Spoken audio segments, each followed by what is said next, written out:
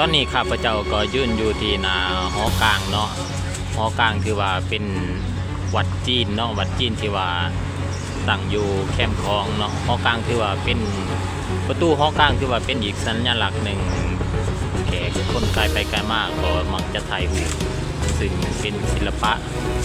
เอกลักษณ์ของจริงโดยเฉพาะสำหรับมื้อนี้เฮาก็จะสำรวจเบิ่งสิ่งที่สวยๆงามๆอยู่ถนนแคมป์คลองเนาะซึ่ง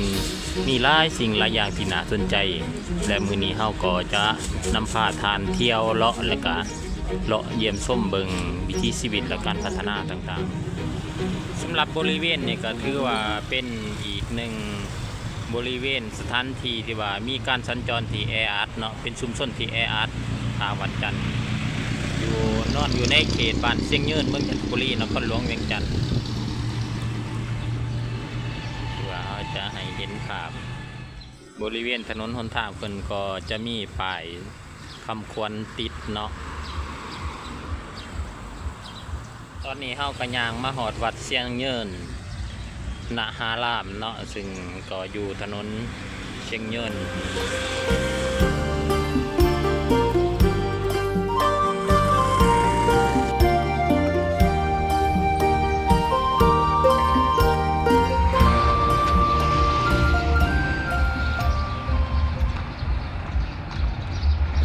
ตอนนี้เฮาก็ย่างไปตามถนนเนาะ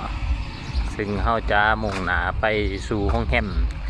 ฮมที่สร้างใหม่เนาะถือว่ามีความสวยงามและก็เป็นใบหน้าใบตาเป็นสมหน้าสมตาให้กับนครหลวงเวียงจันทร์นั่นก็แม่นห้องแฮมลานสร้างเนาะซึ่งก็อยู่ทางด้านหน้าของข้าพเจ้านี้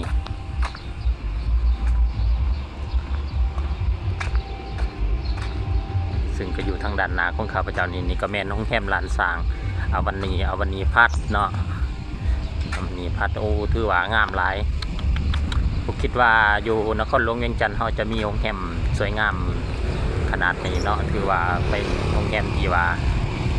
งามหลายเป็นการผสมผสานการออกแบบศิลปะที่งดงามหลาย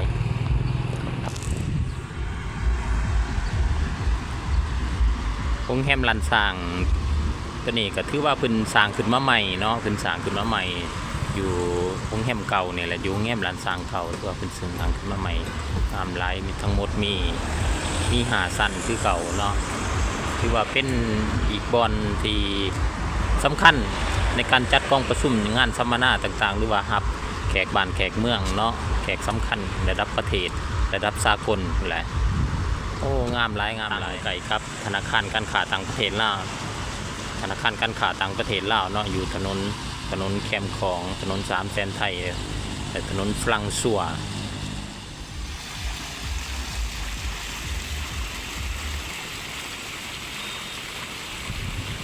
ตัวนี้เป็นกาเห็ดนำตกเนาะโอ้งามหลายออกแบบสวยงามถือว่าเป็นโรงแรมสร้างขึ้นใหม่เนาะถือว่ามีความสวยงามหลายถือว่าตั้งอยู่แคมป์คลองแล้วก็แคมป์สวนจอหนูวงเนาะเป็นได้นี่เป็นว่าร้านสร้างเวียนเทียนอาวานีพัดโอ้ตัวนี้ก็แม่นเป็นน้ำพุงามหลายเดี๋ยวอธิพายางรอไปเนาะคือว่าเพิ่นก็ยังบ่ทันเปิดทางการเนาะคิดว่าในมมนี่เพิ่นก็จะเปิดต้อนรับแขกอย่างทางการ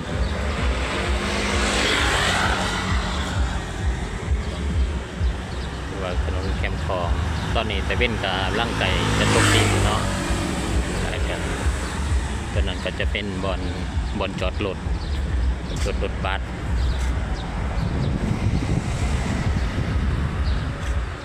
นี่เป็นว่ามาเป็นส่วนหนึ่งกับทีมอาวานีพาส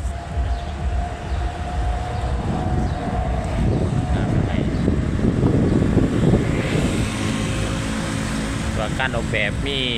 เอกลักษณ์เนาะมีการผสมผสานของความเป็นลาวบวกกับความทันสมัย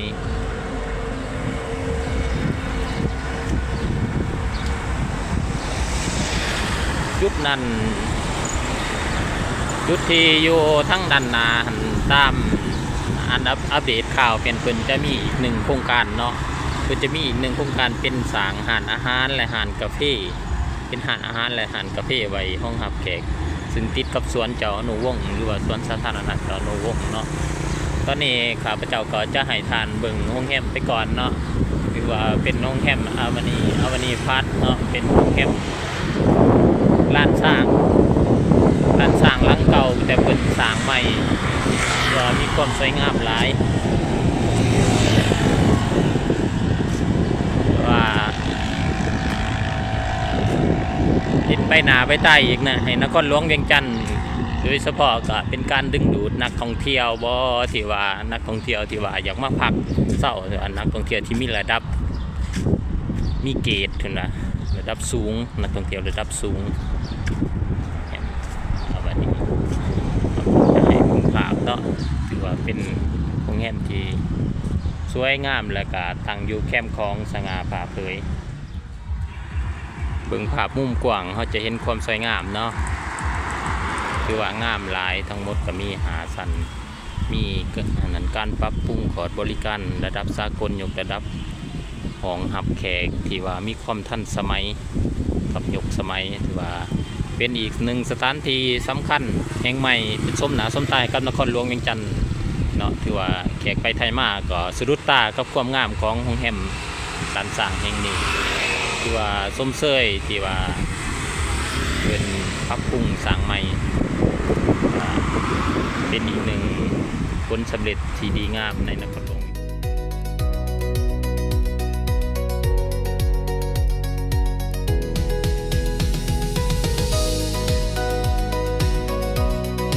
บริเวณสวนเจ้าอนุวงศ์เนาะบริเวณนี้เป็นก็มีแผนน้องผู้สัมปทานเนาะความกับนครหลวงเวียงจันทน์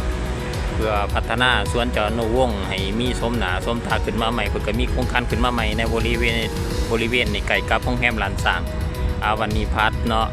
ซึ่งแผนของเพิ่นก็จะสร้างเป็นร้านคาเฟ่หรือว่าร้านกาแฟเนาะร้านกาแฟที่มีความทันสมัยแล้วก็ร้านอาหารเพื่อห้องรับแขกคนต่างๆนี่ก็แม่นพื้นที่ของโครงการที่เพิ่นกำลังจะลงมือก่อสร้างเนาะในเมื่อก่อนจุดนี้สถานที่นี่เป็นบ่อนออกกำลังกายเนาะเป็นบ่อนที่ว่าบ่อนฝากรถต่างๆแต่มาในปัจจุบันเพิ่นก็ทุบม่างออกแล้วเนาะเพื่อจะสร้างเป็นร้านอาหารและร้านคาเฟ่เนาะเพื่อยกระดับอีกหนึ่งบทบาทที่ว่าสถานที่พักผ่อนสถานที่รับประทานอาหารให้กับแขกบ้านแขกเมืองเวลามาเที่ยวนครหลวงเวียงจันทน์หรือว่าเที่ยวสวนเจ้าอนุวงศ์แล้วมีบ่อนนั่งพักผ่อนจิบกาแฟหรือว่ากินอาหารเบาๆเนาะถือว่าก็เป็นอีกหนึ่งโครงการที่ว่ากำลังซุ้มใส่พัฒนาคิดว่าภายใน 2-3 ปีเราก็จะเห็นร้านอาหารและร้านคาเฟ่เกิดขึ้นใหม่อยู่ในจุดนี้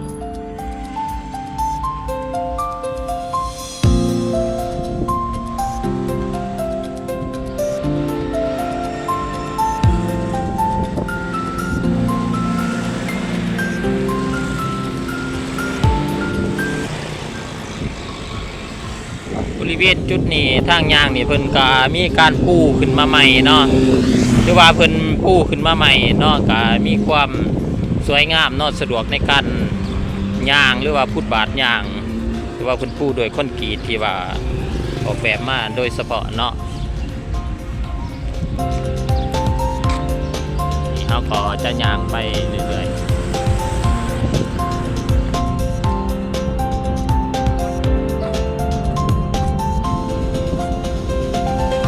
เที่ยวไกลไปไกลมากก็สะดุดตากับความงามของแคมป์ดังกล่าวก็พากันถ่ายรูปโอ้รถสับต้นใหญ่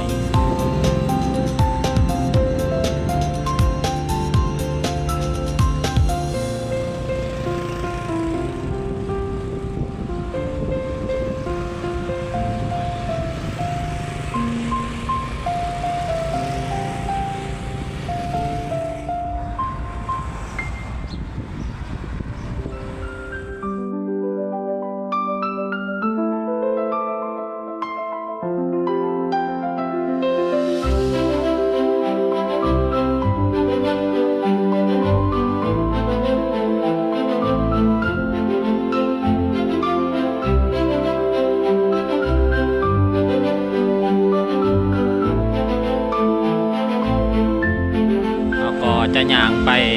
น้ำพุเนาะไปที่สวนน้ำพุ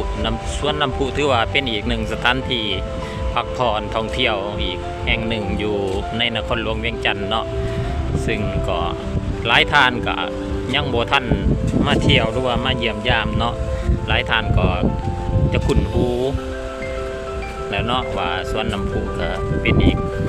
แหล่งท่องเที่ยวก่อนตะกี้สวนน้ำพุก็ถือว่ามีหันคาเฟ่เนาะเดี๋ยวทางทีมงานเขาก็จะย่างไปเบิ่งสำรวจการพัฒนาการเปลี่ยนแปลงใหม่อยู่ที่สวนน้ำพุตัวนี้เขาก็จะเห็นแม่ค้าเพิ่นก็ขายเครื่องเนาะบริเวณใกล้เคียงที่ว่าเป็นอีกหนึ่งจุดที่ว่าขายหยังกับพ่อได้ขายเนาะคนเนื่องจากว่าเป็นชุมชนที่ว่ามีห้องลาของการหลาย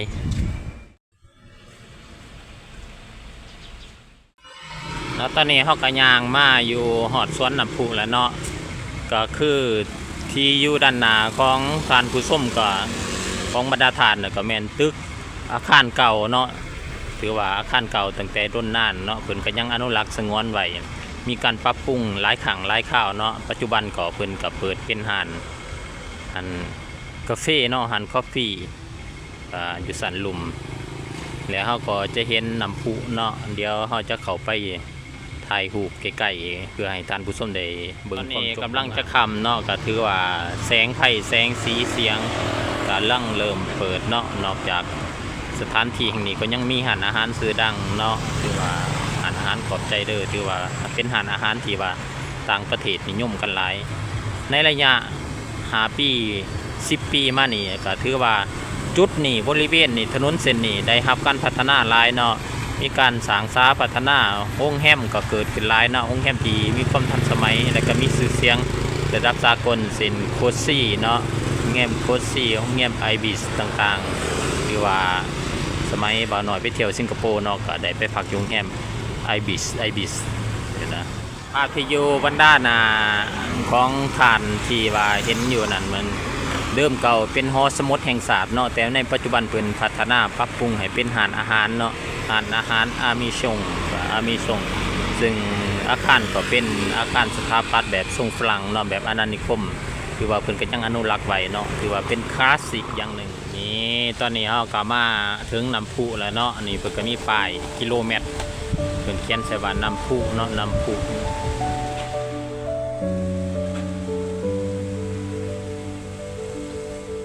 บริเวณสวนน้ำพุถือว่าเป็นอีกแหล่งท่องเที่ยวหนึ่งเนาะที่ว่าสถานที่กว้างขวางดีว่าเหมาะแก่การพักผ่อนเหมาะแก่การมาย่างออกกำลังกายเนาะนอกจากนี้บริเวณดังกล่าวก็ยังมีทัศนียภาพที่สวยงามเนาะเช่นมีสิ่งอำนวยความสะดวกต่างๆมีความจบงามของอาคารบ้านซองหรือว่าโรงแรมนี่ก็คือทางด้านซ้ายมือนี่ก็แม่นเป็นอีกหนึ่งโรงแรมเนาะทางเฮาก็จะกวดภาพกลับคืนเนาะทางด้านนี้ก็แม่นจะเป็นอาคารเก่าที่สมัย30-40 ปีก่อนเนาะนี่ก็เป็นอาคารเก่าคือว่าเป็นยังอนุรักษ์ไว้อาคารเก่า7 ชั้นน้ำพุปาร์คก็สวนน้ำพุเนาะคือว่าอากาศชุ่มชื้นเย็นสบายเขาก็จะพาทานย่างเลาะเบิ่งเนาะสวนน้ำพุปาร์คว่าเสียงน้ำตกจะเฮ็ดให้จิตใจสงบจิตใจซื่นเย็นเนาะพ่อแม่พี่น้องน้ำพุปาร์ค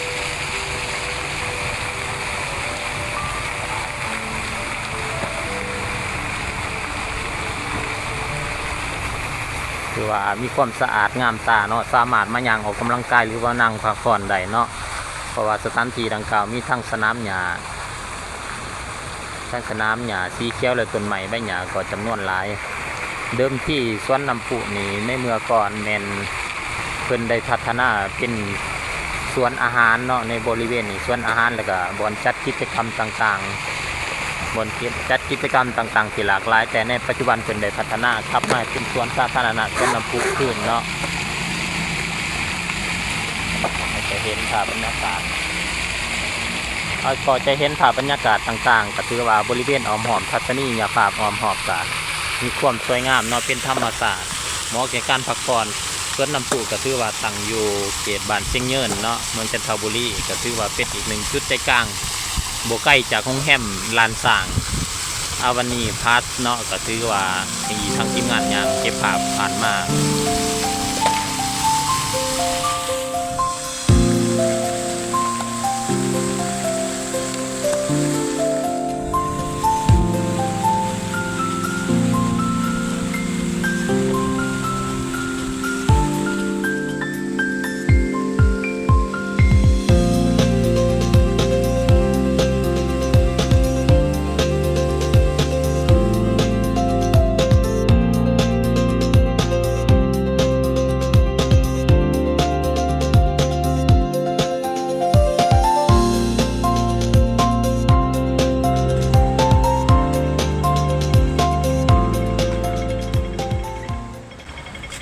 ตอนนี้เขาก็จะย่างไปข้างหน้าเนาะย่างไปข้างหน้าที่ว่าทั้งด้านหน้าก็เป็นหานกาแฟอเมซอนเนาะตอนนี้ก็รถ BRT กำลังมาหานกาแฟอเมซอนคือว่าเป็นแบรนด์ที่มีชื่อเสียงเนาะ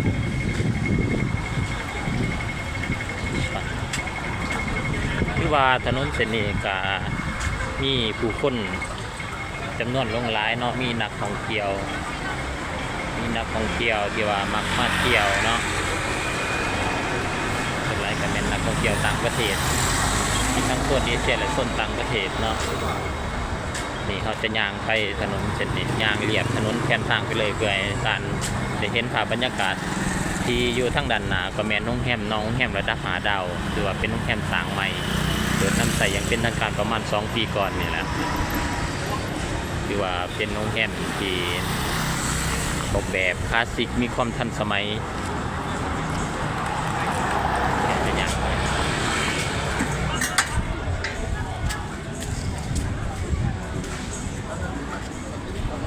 นี่ถนนทางย่างเพิ่นก็เฮ็ดฟุตบาทเนาะเฮ็ดฟุตบาทแล้วก็เฮ็ดลักกันเนาะเพื่อความปลอดภัยของผู้สวมใส่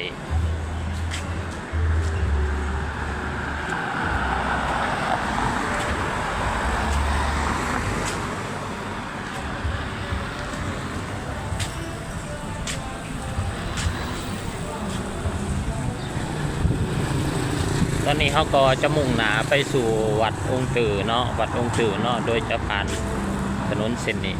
ปกติถนนเส้นนี้จะปรับเปลี่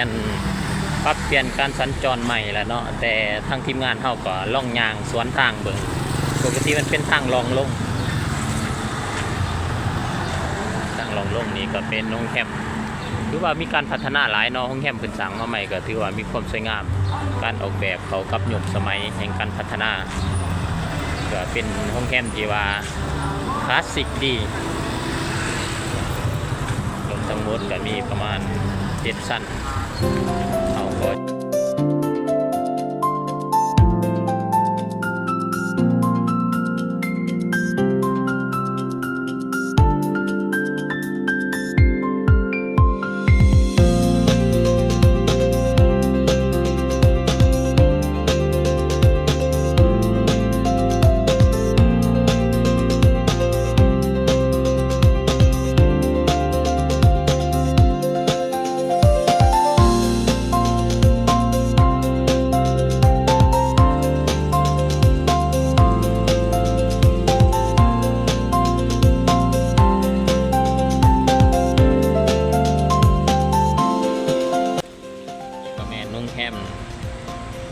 ดับเบิลทรีบายฮิตตันเวียงจันทร์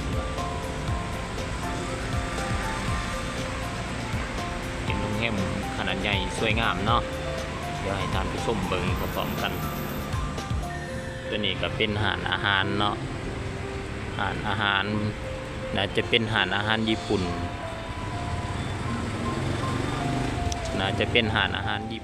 ตัวนี้ก็เป็นคลาสสิกเนาะเป็นเฮือนสไตล์เวียดนามที่ว่าถนนเส้นนี้ก็มีห้านค้าจำนวนหลายเนาะที่ว่าเป็นการลงทุนของต่างประเทศเนาะตัวนี้ก็แม่นเป็นห้านมีชูตัวนี้ก็เป็นแบล็คเกอร์กระเป๋าต่าง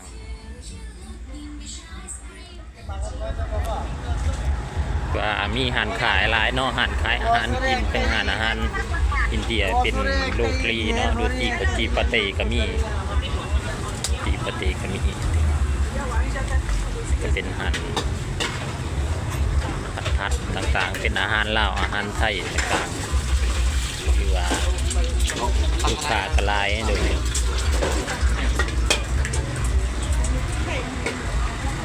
ตัวนี้ก็เป็นอาหารบางไม้ปั่นเนาะนี่ก็เป็นอาหารบางไม้ปั่นที่ว่าเป็นซอยหรือว่าถนนที่ว่าคนมักมาเที่ยวหลายเนาะถนนแคมป์ของ